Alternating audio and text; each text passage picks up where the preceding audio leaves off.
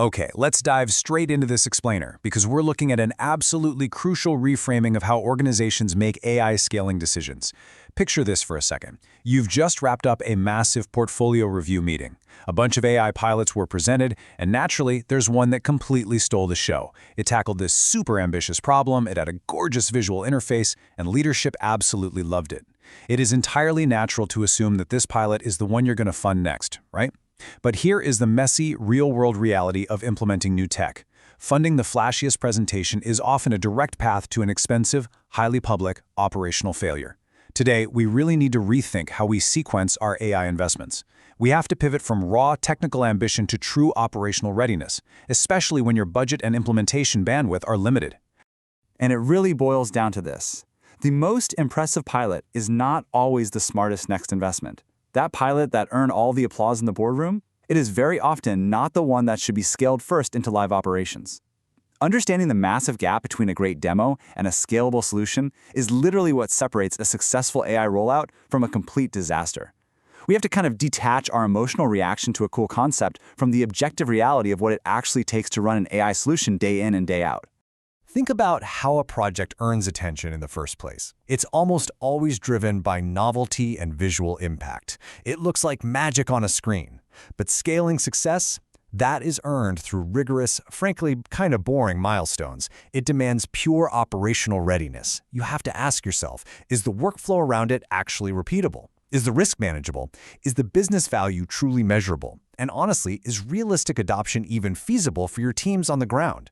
A business that scales based on attention rather than readiness usually finds out the difference the hard way, right at the exact moment that impressive pilot meets the unpredictable chaos of day-to-day operations. When we ignore this reality, we hit a brick wall. To put that into perspective, Gartner predicts that over 40% of agentic AI projects are going to be canceled by the end of 2027. 40%. Why is it happening? Well, they cite escalating costs, unclear business value, and inadequate risk controls as the leading causes. And while this specific forecast focuses on agentic AI, this broader decision principle applies across your entire AI portfolio. Technical promise alone simply is not evidence that a use case is ready to scale. These massive cancellations point beyond just model performance. They point directly to flawed decisions made about the use case way before scale was ever even attempted. Section 1. 3 Sequencing Failures. Let's look at the specific traps businesses fall into. These breakdowns usually happen in 3 ways. Failure 1, scaling the most impressive pilot, not the most ready one. Technical ambition and operational readiness are completely different animals. A pilot can be highly sophisticated, but a terrible candidate to scale if the workflow around it isn't repeatable.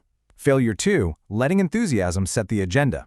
We've all seen this. When the loudest internal advocate sets the priority, the budget follows excitement rather than hard evidence. And failure 3, having zero shared criteria for comparing opportunities. Without a standardized way to weigh readiness, risk, and value, every single scaling decision just devolves into a fresh argument in the boardroom. Now, there's a really critical nuance here. We are not dismissing ambitious or visually impressive pilots. We aren't shaming them, and they definitely don't have to be scrapped. But they might simply need to be narrowed, staged, redesigned, or just kept in a holding pattern until the business develops the right evidence and operating capability to actually support them. This is a portfolio sequencing strategy. It is not a mandate to kill your most ambitious ideas. It's purely about timing and actual readiness. Section 2. What good looks like. Risk and readiness gates.